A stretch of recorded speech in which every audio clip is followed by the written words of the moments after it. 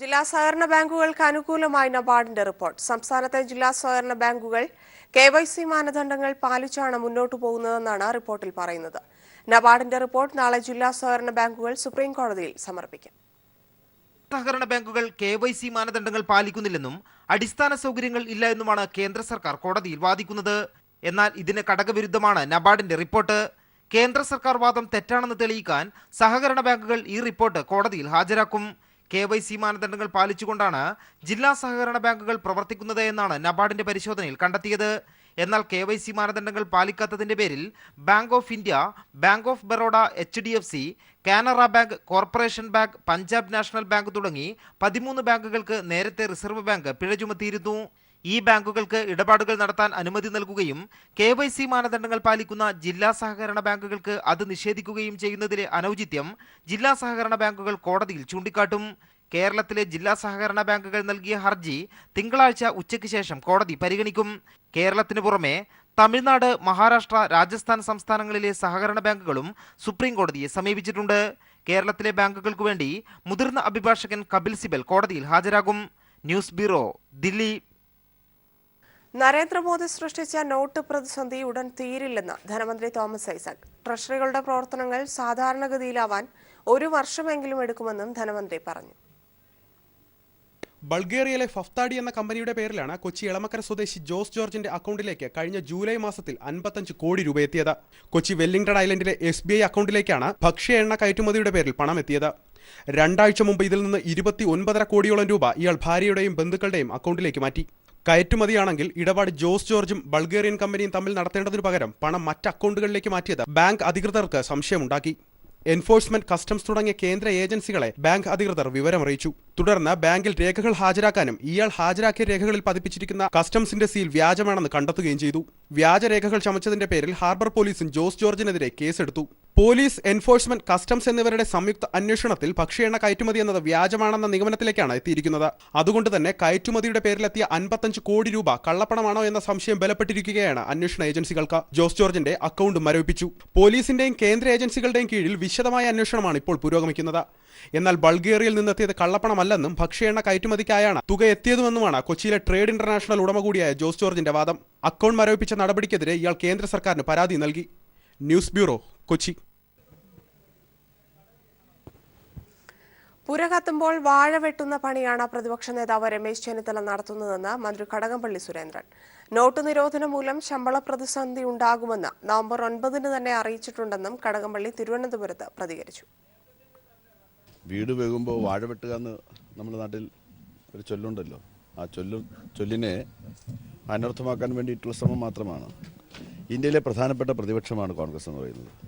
കോൺഗ്രസിൻ്റെ ദയനീയമായിട്ടുള്ള അവസ്ഥ ഇന്ത്യയിലെ 132 കോടി ജനങ്ങളെയും ബാധിക്കുന്ന അതീവ ഗൗരവതരമായിട്ടുള്ള ഒരു സാമൂഹ്യ രാഷ്ട്രീയ പ്രശ്നത്തോട് പ്രതികരിക്കാൻ കഴിയാതെ നിസ്സഹായമായ അവസ്ഥയിൽപ്പെട്ടിരിക്കുന്ന കോൺഗ്രസ് പാർട്ടി ഇങ്ങനെയുള്ള ചില സ്റ്റേറ്റ്മെൻ്റൊക്കെ നടത്തി മുഖം രക്ഷിക്കാൻ വേണ്ടിയുള്ള പരിശ്രമം നടത്തുകയല്ലാതെ അവർക്ക് വേറെ ഒരു വഴിയുമില്ല. ഒരു ഗൗരവത്തോടും കൂടി കേരളീയ സമൂഹം പ്രസ്താവനയെ കാണില്ല എന്ന് തന്നെയാണ് എൻ്റെ വിശ്വാസം. വാർത്തകളിലേക്ക്. പാലക്കാട് മുണ്ടൂർ സ്കൂളിലെ വിദ്യാർത്ഥി PV വിനി വേഗറാണി. പാലക്കാടിന്റെ തന്നെ മുഹമ്മദ് അജ്മൽ വേഗരാജാവ്. സംസ്ഥാന സ്കൂൾ കായികോത്സവം പാലക്കാട് പുരോഗമിക്കുന്നു. മനു ചേരുന്നു. മനു, വിശദാംശങ്ങൾ. തന്നെ ഇന്നത്തെ ഏറ്റവും ആവേശകരമായ മത്സരം എല്ലാവരും കാത്തിരുന്നത് 100 മീറ്റർ മത്സരത്തിന് വേണ്ടിയിട്ടായിരുന്നു.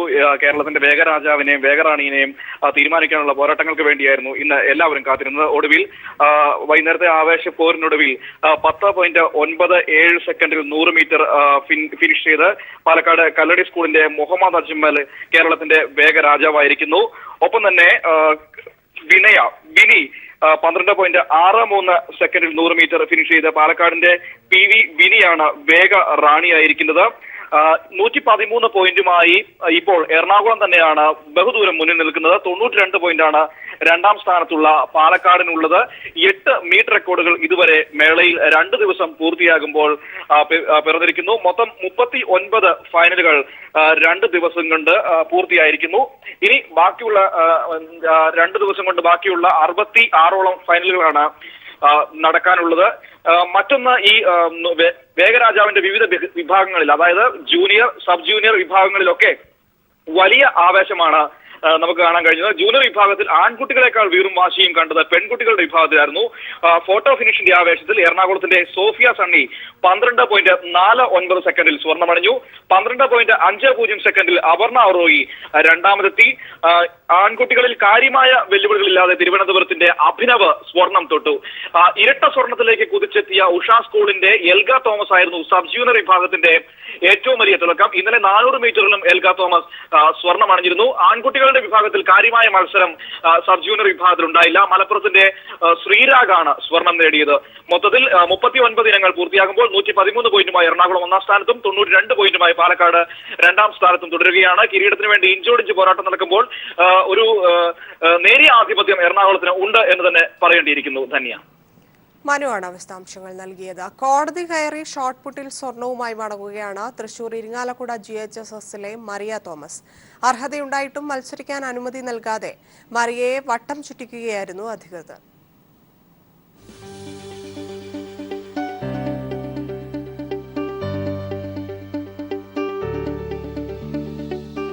സ്വർണമെറിഞ്ഞിടാൻ കോടതി കയറിയാണ് മരിയ തോമസ് ഷോട്ട് പുട്ട് പിറ്റിലിറങ്ങിയത്. ഗ്രൗണ്ടിനകത്ത് നേരിടേണ്ടി വന്നതിനേക്കാൾ ഇരട്ടി വെല്ലുവിളികളോടാണ് കളത്തിന് പുറത്ത് മരിയയ്ക്ക് ഏറ്റുമുട്ടേണ്ടി വന്നത്. സ്കൂൾ മീറ്റിന് ട്രയൽസ് വച്ചിരുന്ന ദിവസം പ്രത്യേക അനുമതി വാങ്ങി വോളിബോൾ ക്യാമ്പിന് പോകുമ്പോൾ മരിയയ്ക്ക് പിന്നീട് ട്രയൽസ് നടത്താമെന്നായിരുന്നു അധികാരികൾ നൽകിയ വാക്ക്. കഴിഞ്ഞ വർഷം ഷോട്ടിൽ സെക്കൻഡ് ഉണ്ടതുകൊണ്ട് ഞാൻ ആ അവസരം എനിക്ക് ഈ വർഷം കിട്ടാൻ വേണ്ടിയിട്ട് എനിക്ക് അവസരം തരണമെന്ന് പറഞ്ഞ് ഞാൻ നേരത്തെ ജില്ലാ സെക്രട്ടറി വിളിച്ചിരുന്നു. അപ്പോൾ ജില്ലാ സെക്രട്ടറി പറഞ്ഞത് എയുടെ ലെറ്റർ ആയിട്ട് വന്നിട്ടുണ്ടെങ്കിൽ അവർ ചെയ്യിക്കാമെന്ന് പറഞ്ഞു, ട്രയൽ അറിയിക്കാമെന്ന് പറഞ്ഞു. എന്നെ അവിടെ നിന്ന് ട്രയൽ അറിയിച്ചു. അപ്പോൾ അവിടെ ഫസ്റ്റ് സെക്കൻഡും തേർഡും വന്ന കുട്ടികളെക്കാൾ കൂടുതലും ഞാൻ എറിഞ്ഞിരുന്നു. എന്നിട്ടും അവരോട് ഞാൻ ചോദിച്ചു, എൻട്രി തരുന്ന കാര്യം ചോദിച്ചപ്പോൾ അവർ പറഞ്ഞു പറയാനായിട്ടില്ല, പിന്നീട് പറയാമെന്ന് പറഞ്ഞു. അപ്പോൾ ഞാൻ കാരണം ചോദിച്ചപ്പോൾ അവർ പറഞ്ഞു ഫസ്റ്റും സെക്കൻഡും തേർഡും ഓൾറെഡി അവർ എൻട്രി ചെയ്തു പോയി സ്റ്റേറ്റിലോട്ട്. അപ്പോൾ ഇനിയൊരു റിസൾട്ട് നാലാമതൊരാൾക്കായിട്ട് എൻട്രി ചെയ്യാൻ പറ്റില്ല, അപ്പോൾ അവർക്ക് അതിനുള്ള റൂൾസ് ഇല്ലെന്ന് പറഞ്ഞു.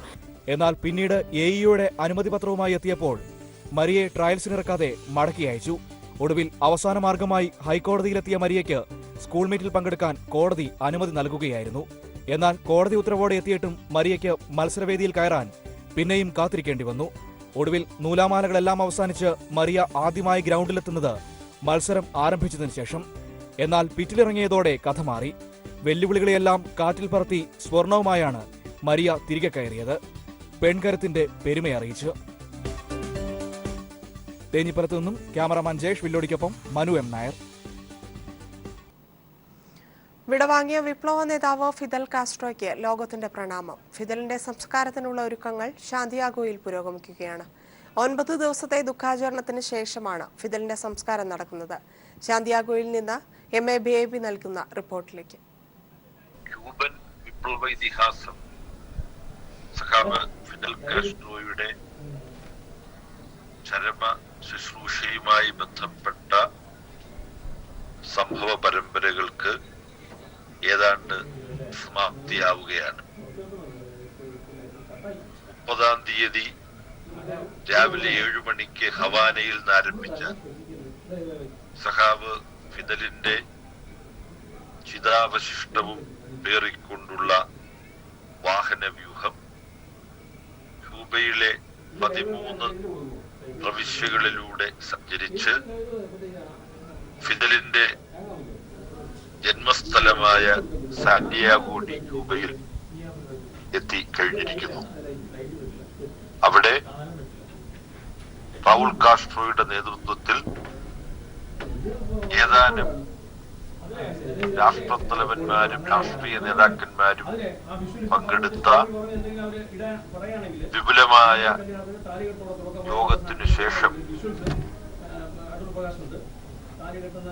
ക്യൂബയുടെ വിപ്ലവ ചരിത്രത്തിൽ ഫിദലിനെ പോലെ തന്നെ സ്വന്തം വ്യക്തിമുദ്ര പതിപ്പിച്ച രാഷ്ട്ര നേതാവ് ഹോസെ മാർട്ടിയെ സംസ്കരിച്ചിട്ടുള്ള സാന ഇഫിജേനിയ സെമിത്തേരിയിലാണ്